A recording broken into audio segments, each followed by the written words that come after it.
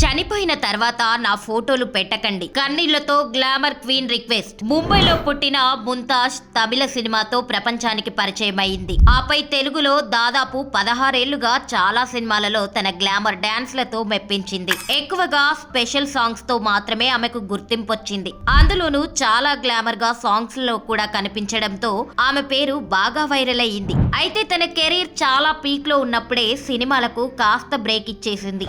ముఖ్యంగా తెలుగులో ఖుషి, అత్తారింటికి దారేది చిత్రాల్లో ఐటమ్ సాంగ్స్ లలో ఆమె డాన్స్ ను ఎవరూ మర్చిపోలేరు. తనకు 21 ఏళ్ల వయసులోనే పాటలలో మితిమీరిన గ్లామర్ గా కనిపించి అందరినీ షాక్ అయ్యేలా చేసింది ముంతాజ్. 1999లోనే తెలుగు, తమిళ, మలయాళ భాషల్లోకి ఎంట్రీ ఇచ్చేసింది. చాలా బాగుంది, అమ్మో 1వ తారీఖు, ఖుషి, జెమ్ని, కూలీ, కొండవీటి సింహాసనం, అత్తారింటికి దారేది, ఆగడు తదితర చిత్రాల్లో అతిథి పాత్రలు, స్పెషల్ సాంగ్స్ చేసింది. చివరగా 2015లో టామీ అనే తెలుగు సినిమాలో కనిపించింది. నటిగా కెరీర్ ఓ మాదిరిగా ఉండగానే పూర్తిగా ఇండస్ట్రీని వదిలేసింది. హిజాబ్ ధరించింది. అయితే ఇలా పూర్తిగా నటనని పక్కన పెట్టేయడానికి గల కారణాన్ని కూడా ఒకానొక సందర్భంలో వెల్లడించింది. నేను ముస్లిం కుటుంబంలో పుట్టాను. నాకు ఖురాన్ బాగా తెలుసు.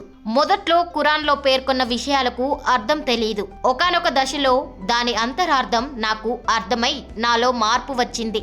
అందుకే ఇకపై సినిమాలు చేయకూడదని నిర్ణయించుకున్నాను. అలాగే ఇప్పుడు హిజాబ్ ధరిస్తున్నానని మాజీ నటి ముంతాజ్ చెప్పుకొచ్చింది. సినిమా నుంచి పూర్తిగా తప్పుకున్న ముంతాజ్ ఇప్పుడు దైవభక్తి, ఆధ్యాత్మికతతో పూర్తిగా మునిగిపోయింది.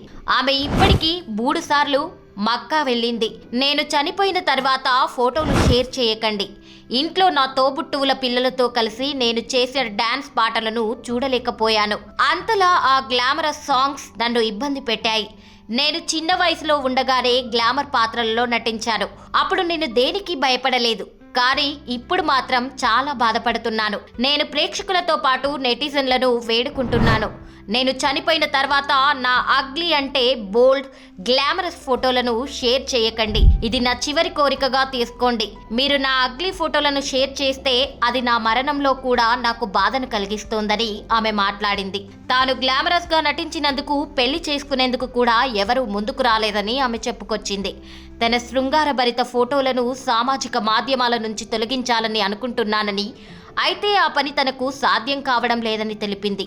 కాబట్టి అభిమానులు సాధ్యమైనంత వరకు తన గ్లామరస్ ఫోటోలను సామాజిక మాధ్యమాల్లో పోస్ట్ చేయవద్దని వేడుకుంది. ఇకపై తనకు వివాహం జరుగుతోందనే నమ్మకం లేదని, అది జరుగుతోందా అన్నది వేచి చూద్దామని నటి ముంతాజ్ తన కన్నీటి కథను చెప్పింది. ఆమె చివరిగా నటించిన తమిళ చిత్రం రాఘవ లారెన్స్ హీరోగా నటించిన రాజాది రాజా. అందులో ప్రతినాయకిగా నటించింది.